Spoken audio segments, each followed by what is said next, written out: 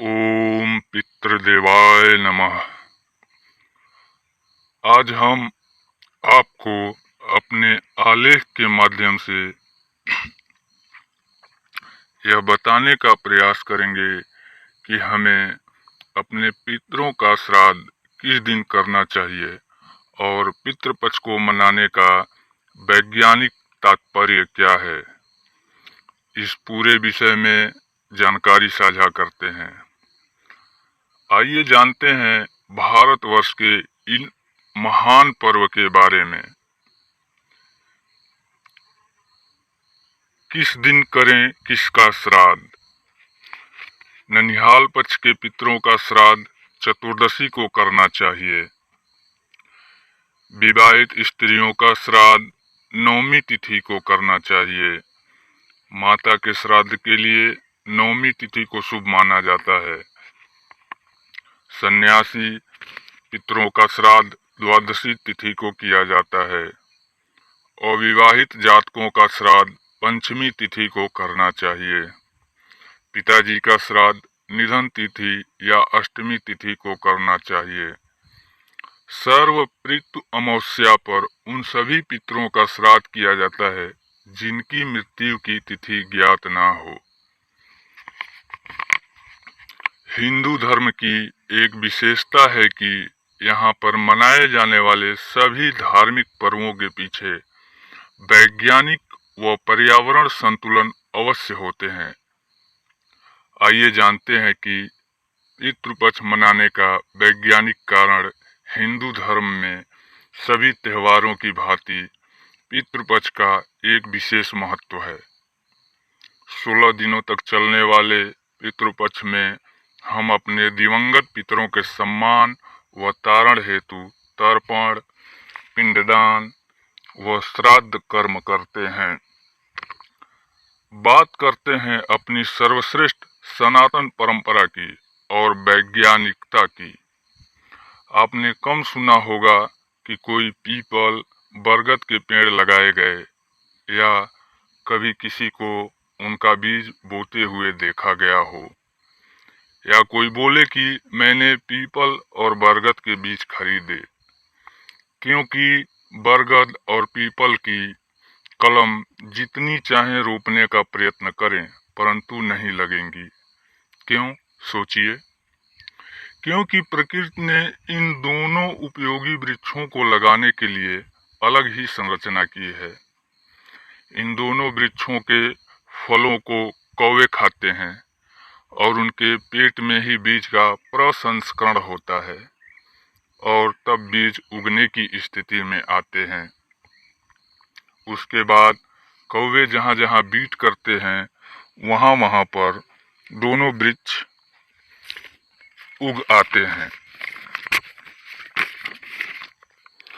People जगत का एकमात्र ऐसा वृक्ष है जो दिन रात ऑक्सीजन छोड़ता है और बरगद तो औषधीय गुण की खान ही है।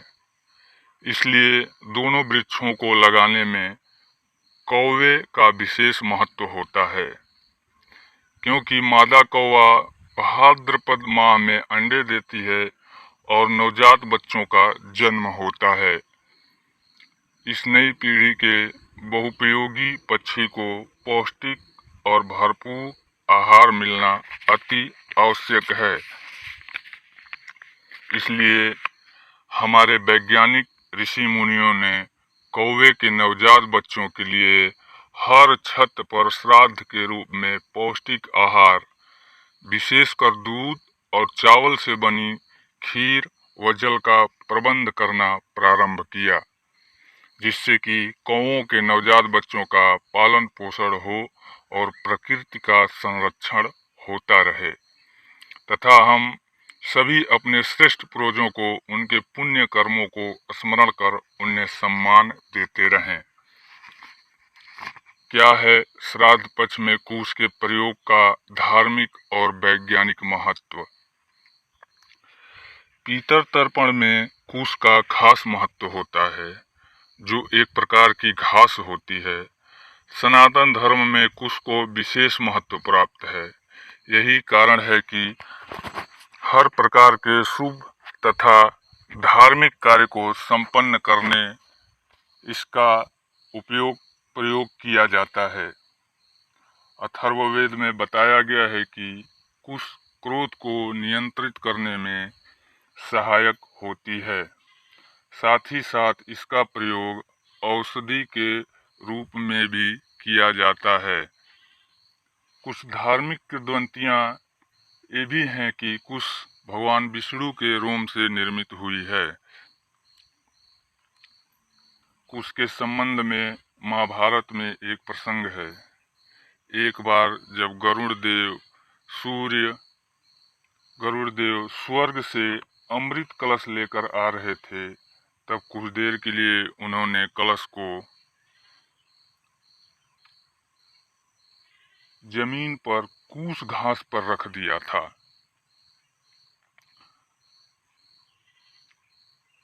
कूस पर अमृत कलश रखे जाने से तब से इसे बहुत ही पवित्र माना जाता है।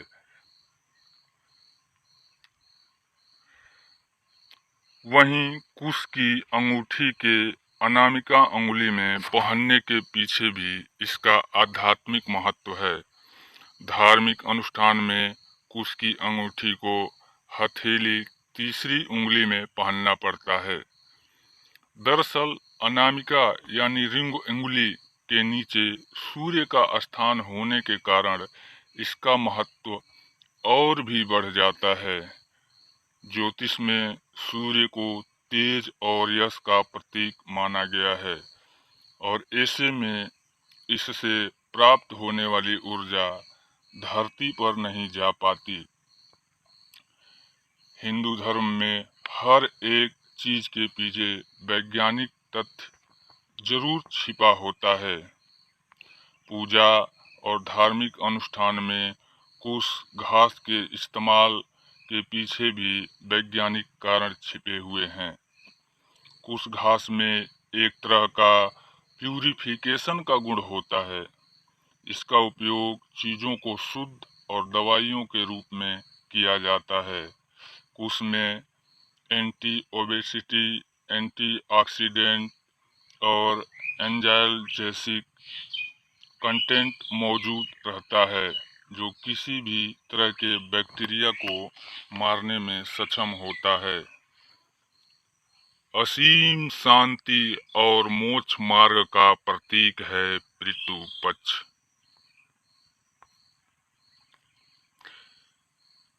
महाभारत के युद्ध में जब दानवीर कर्ण की मृत्यु हुई, तब उनकी आत्मा स्वर्ग को प्राप्त हुई। वहां कर्ण इस बात से हैरान थे कि अन्य लोगों को नियमित भोजन दिया जाता है और उन्हें खाने में स्वर्ण और तरह तरह के आभूषण दिए गए। कर्ण को ये समझ नहीं आया। वो तो अन्न की तलाश में थे।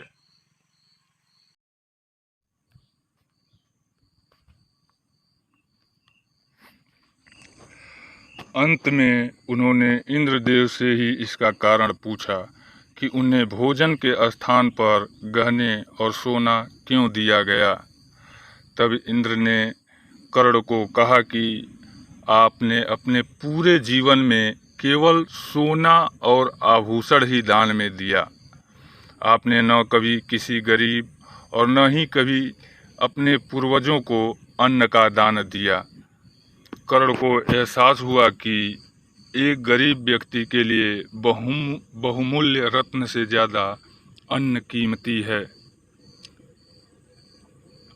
कर्ण को अपने पूर्वजों के बारे में जानकारी नहीं थी, जिसका जिक्र उन्होंने इंद्र से किया।